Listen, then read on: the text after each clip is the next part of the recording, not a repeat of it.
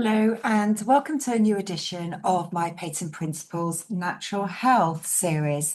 I haven't recorded a new video podcast for a little while, and last weekend, I'm recording this in May 26.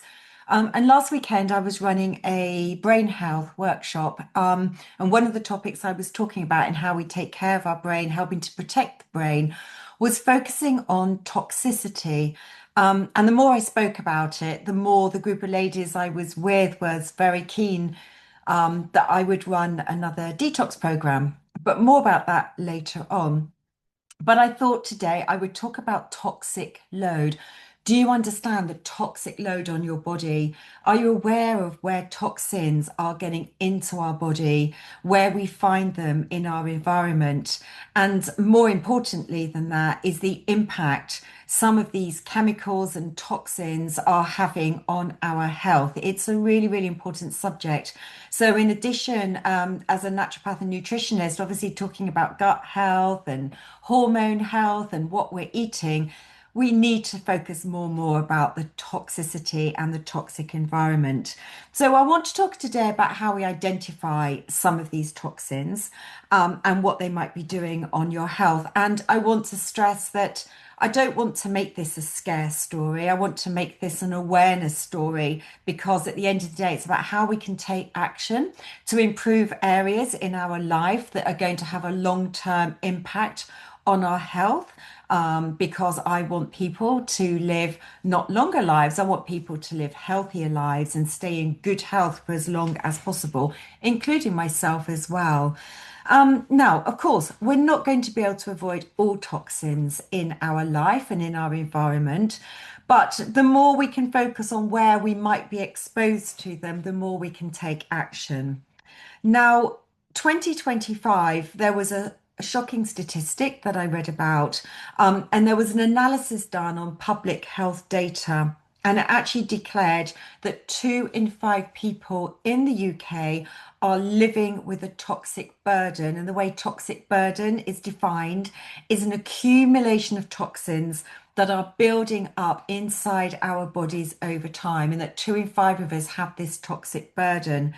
Now, according to certain estimates, about 6% of the world's disease burden, including chronic diseases, cancers, neurological conditions like dementia and Alzheimer's, developmental disorders, and 8% of deaths worldwide can be attributed to chemicals. And we need to be aware of, therefore, where we're exposed to these so we can start to take some action. Now, every day we are going to be surrounded by hundreds and thousands of synthetic chemicals. The last stat I could find was in 2018. And across the EU as a whole, 170 million tons of chemicals were consumed.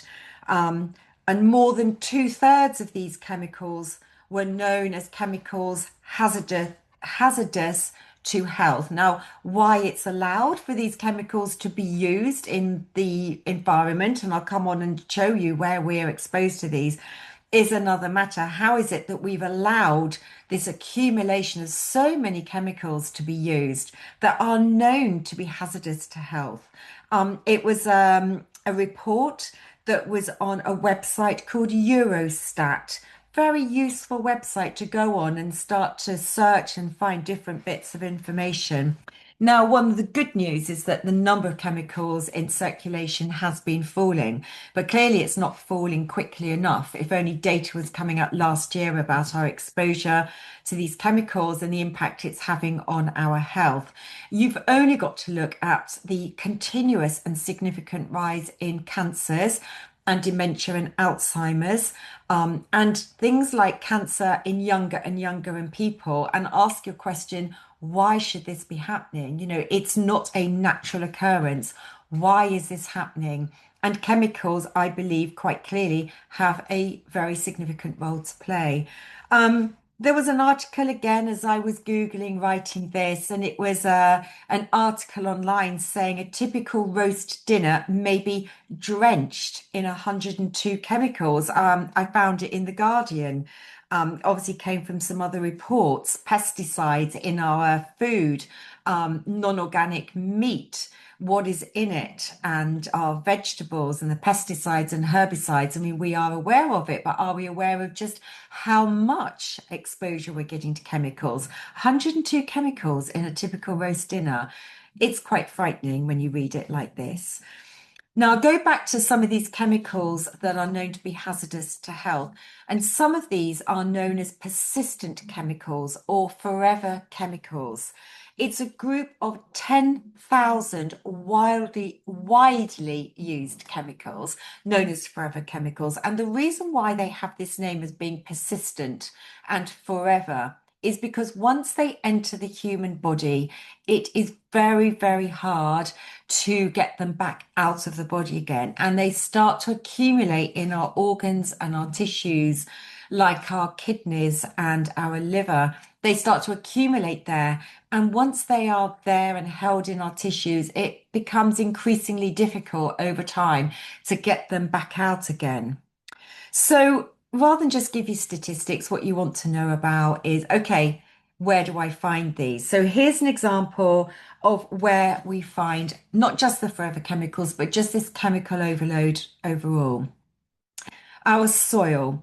This is our exposure in our soil and therefore through vegetable use coming from the soil, not what's sprayed on our vegetables, but from the soil, from non-organic agricultural practices, but also sewage sludge that ends up getting leached into our soil.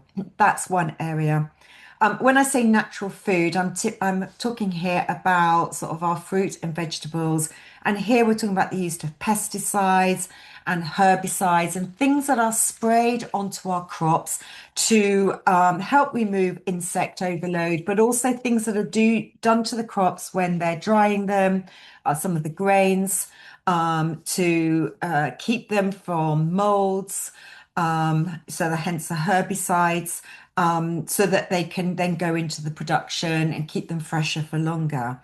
Of course, ultra processed foods, we're hearing a lot about ultra processed foods, but from a chemical perspective, I'm thinking here about emulsifiers and colors, and some of those E numbers, but it's not just the E numbers. You've only got to start to read ingredients on the back of the packaging and ask yourself some of those long words. Do you understand what they are?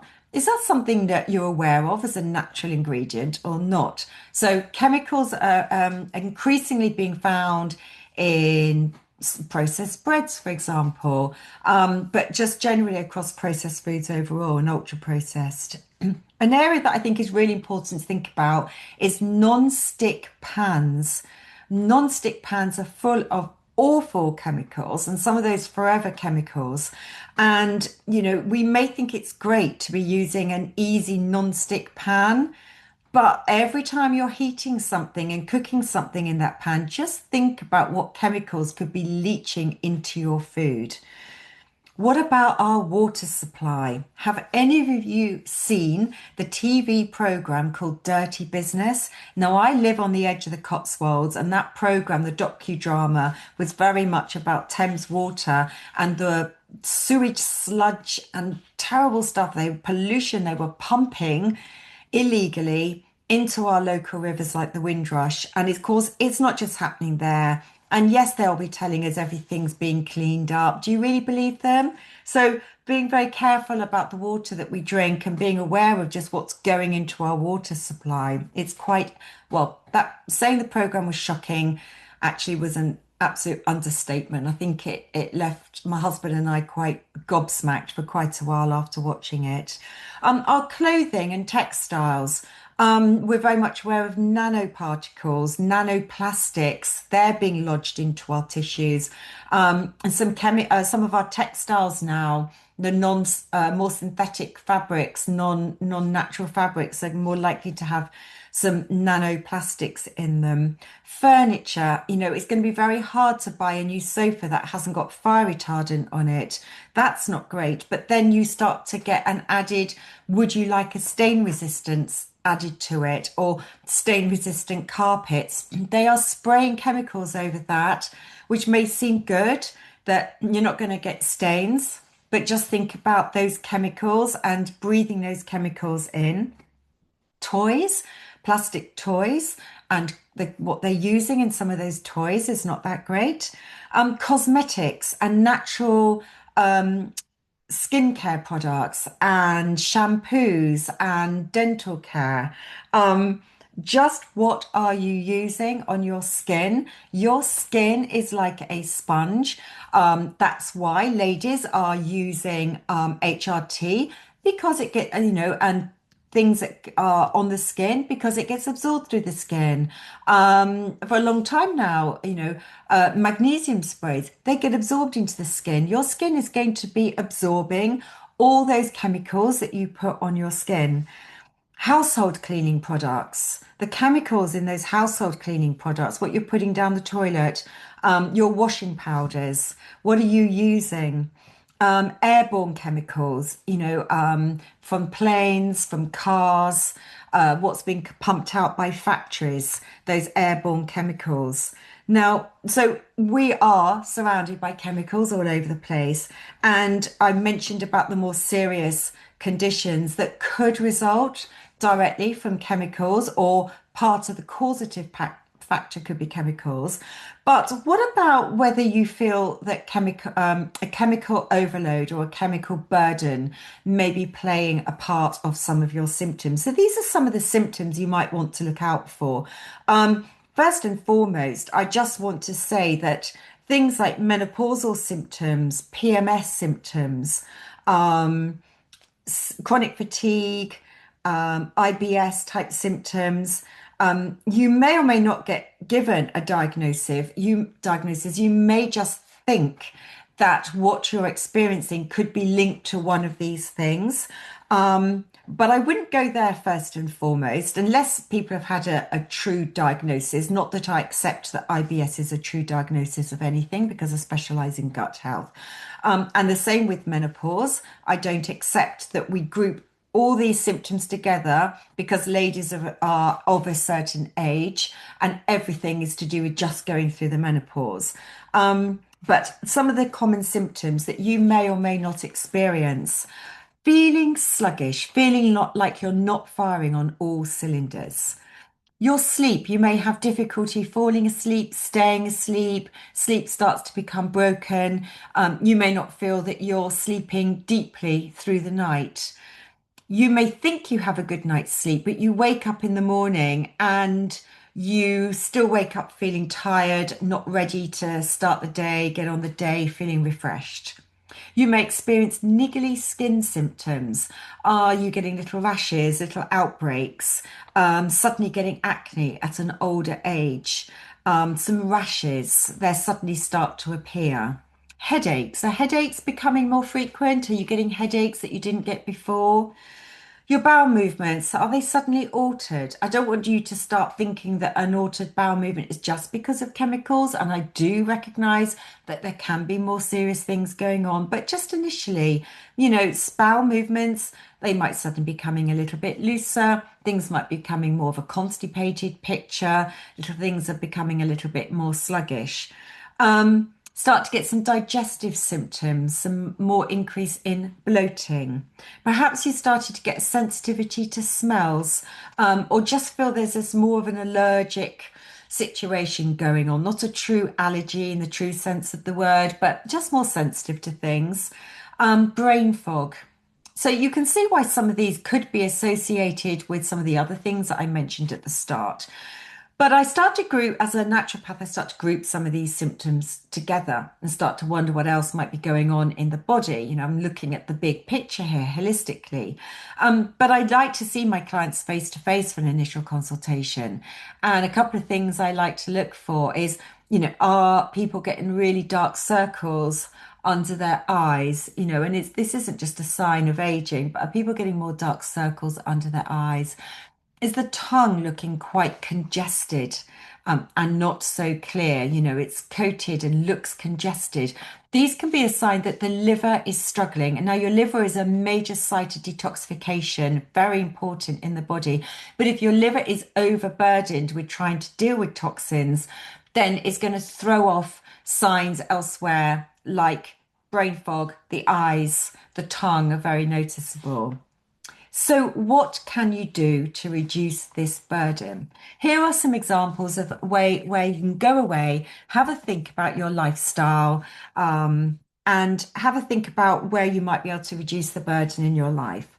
So, choose stainless steel pans. I hope you haven't just gone out and invested in some new non-stick pans. I finally got round to replacing all my pans in January this year, I think it was. And my husband didn't understand why I was going for stainless steel and saying they're going to be harder to clean. It's not necessarily true unless you're doing something like scrambled eggs. But I said, no, absolutely 100%. It's not going to be non-stick pans in this household. They're all going to be stainless steel.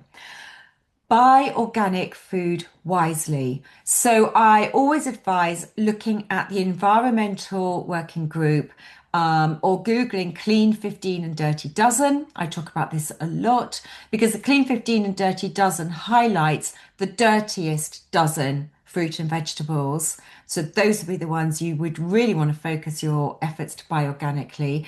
And the Clean 15 have very little residue of chemicals on them. And therefore, you may not think, why spend your money buying organic, which will be a little bit more expensive. I could keep buying those normally and focus my efforts to buy the Dirty Dozen. There's a great long list in between. And so you can work out for yourself whether you go beyond the Dirty Dozen. But that's a really good starting point. Where you can, buy organic meat and buy, if you're eating salmon, don't buy farm salmon. You only need to look at the farm salmon and the toxins with farm salmon. So if you can, buy wild Alaskan salmon when you're going to eat it because it's much, much purer. Try and get a water filter that's going to try and remove some of those forever chemicals as much as possible. Avoid plastic containers and never, ever, ever put those containers in the microwave. If you've got a microwave, you may not want to have a microwave because of the radiation.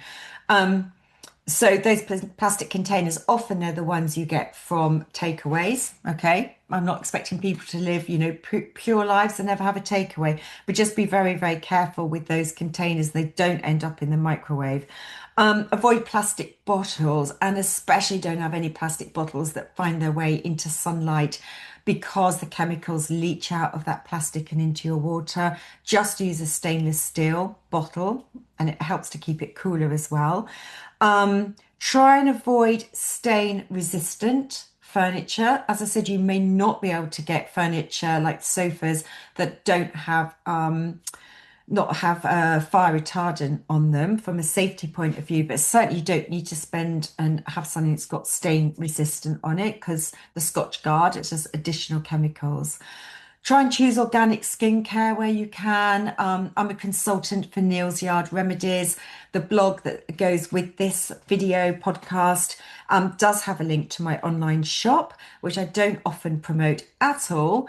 But I like Neil's Yard Remedies. I've been a consultant since 2010 because they're a lovely British family-owned organic skincare company. They were the first to be Soil Association certified and just lovely, lovely products. Try and get away from cities as much as you can and get out into nature if you do live in a city. So just to get away from the toxicity, less so in cities now. I do realise where we're not allowing polluted vehicles in or they have to pay a lot of money to go in. So that does help. But, getting out in nature and breathing in from nature, with being surrounded by trees. So clearly trying to reduce your exposure is the number one priority and the purpose of my post today.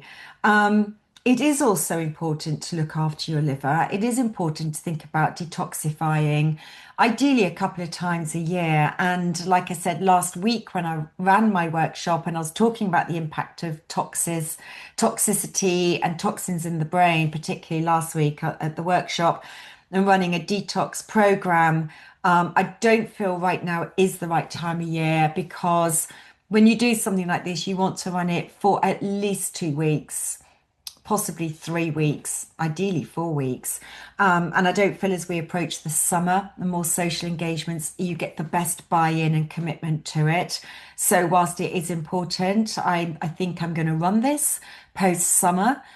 So do watch this space because I will be talking about this and it'll be in my newsletters, it'll be on my website as well, Peyton Principles.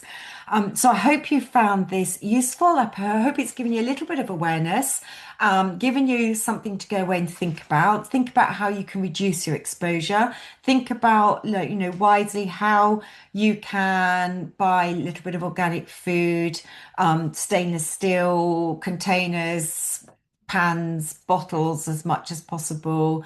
And just small steps can make a big difference. So I hope you found that useful today, and thank you so much for watching.